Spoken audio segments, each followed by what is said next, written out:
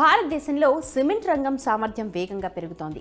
ఈ ట్రెండ్ 2028 ఆర్థిక సంవత్సరం వరకు కొనసాగుతుందని క్రిసిల్ రేటింగ్స్ భావిస్తోంది. క్రిసిల్ విడుదల చేసిన నివేదిక ప్రకారం 2025 నుండి 2028 మధ్య కాలంలో 150 నుంచి 160 మిలియన్ టన్నుల సామర్థ్యం అదనంగా లభిస్తుందని సిమెంట్ పరిశ్రమ అంచనా. ఇన్ఫ్రాస్ట్రక్చర్, హౌసింగ్ రంగాల్లో పెరుగుతోన్న డిమాండ్ను తీర్చడమే టార్గెట్గా దీని సామర్థ్యాన్ని విస్తరిస్తున్నారు. గత 5 ఆర్థిక సంవత్సరాల్లో పరిశ్రమ సామర్థ్యం 119 మిలియన్ టన్నుల నుంచి 595 మిలియన్ టన్నులకు పెరిగింది. అయితే దీని ప్రొడక్షన్ కెపాసిటీ సిమెంట్ సెక్టార్లోని డిమాండ్కు అనుగుణంగా ఉందా? ఈ రంగంలోని కంపెనీల ఆర్థిక పరిస్థితి ఏంటి?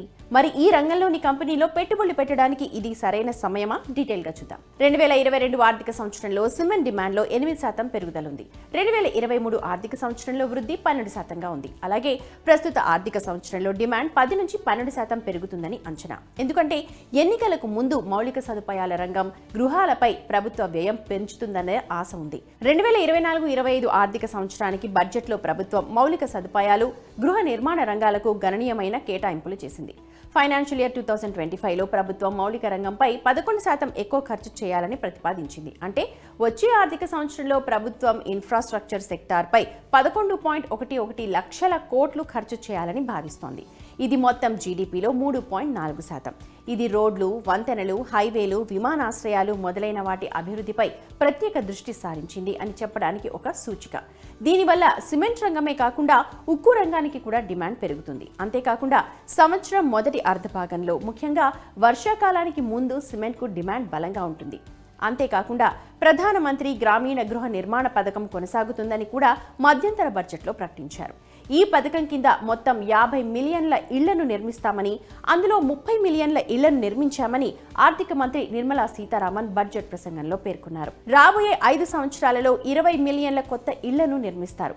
ఇది cement, steel, tile, consumer durable రంగాల్లో డిమాండ్ను బాగా పెంచుతుంది. సిమెంట్ రంగం సామర్థ్యం పెరగడం లేదా సప్లై పెరగడం వల్ల అది సిమెంట్ ధరలపై ఎలాంటి ప్రభావం చూపిస్తుందో చూడాలి. ఈ రంగంలో పెరుగుతోన్న సరఫరా పోటీ వల్ల ధరల పెరుగుదల 1% ఉండొచ్చని నిపుణులు భావిస్తున్నారు.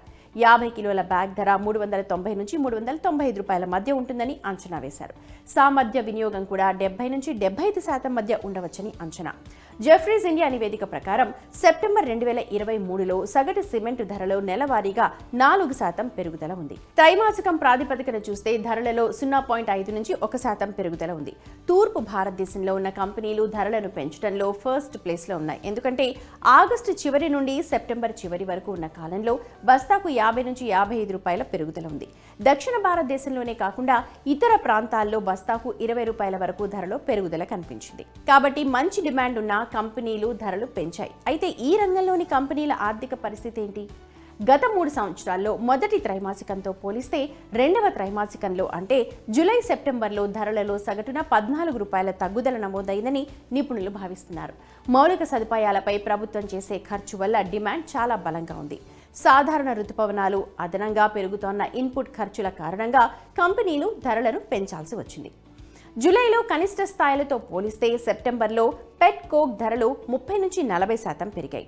బ్రోకరేజ్ హౌస్ ఎలరా సెక్యూరిటీస్ ప్రకారం చూస్తే సెప్టెంబర్లో పెరిగిన ధరల ప్రభావం 3వ త్రైమాసికంలో కంపెనీల మార్జిన్లపై కనిపించనుంది.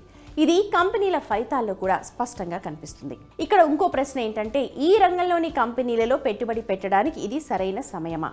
అవును అయితే ఎక్కడ పెట్టుబడి పెట్టాలి? మంత్రి ఫిన్మార్ట్ వ్యవస్థాపకుడు అరుణ్ మంత్రి ప్రకారం సిమెంట్ సెక్టార్కు సెంటిమెంట్ సానుకూలంగా ఉంది. ఈ వాతావరణంలో ఏసీసీ, అంబుజా, అల్ట్రాటెక్ సిమెంట్లో మంచి వృద్ధిని చూడొచ్చు. రాబోయే 12 నుంచి 18 నెలల కాలంలో ఏసీసీకి 3,400 రూపాయలు, అంబుజాకి 720 రూపాయలు, అల్ట్రాటెక్ సిమెంట్కు 11,400 రూపాయలను టార్గెట్గా పెట్టుకోవచ్చని ఆయన చెప్పారు. మొత్తం మీద మౌలిక సదుపాయాలు, గృహాలపై ప్రభుత్వ వ్యయం పెరగడం, వర్షాకాలానికి ముందు సిమెంట్కు బలమైన డిమాండ్ని అంచనా వేశారు. పెరుగుతోన్న డిమాండ్కు అనుగుణంగా కంపెనీలు ధరలను కూడా పెంచొచ్చు. ఇది కంపెనీల మార్జిన్లు, లాభాలను పెంచుతుంది. ఈ కోణంలో చూస్తే సిమెంట్ సెక్టార్లోని ఎంపిక చేసిన కంపెనీల కోసం పెట్టుబడి వ్యూహాన్ని డెవలప్ చేయొచ్చు. ఇది మీడియం నుంచి లాంగ్ టర్మ్లో ఉండాలి.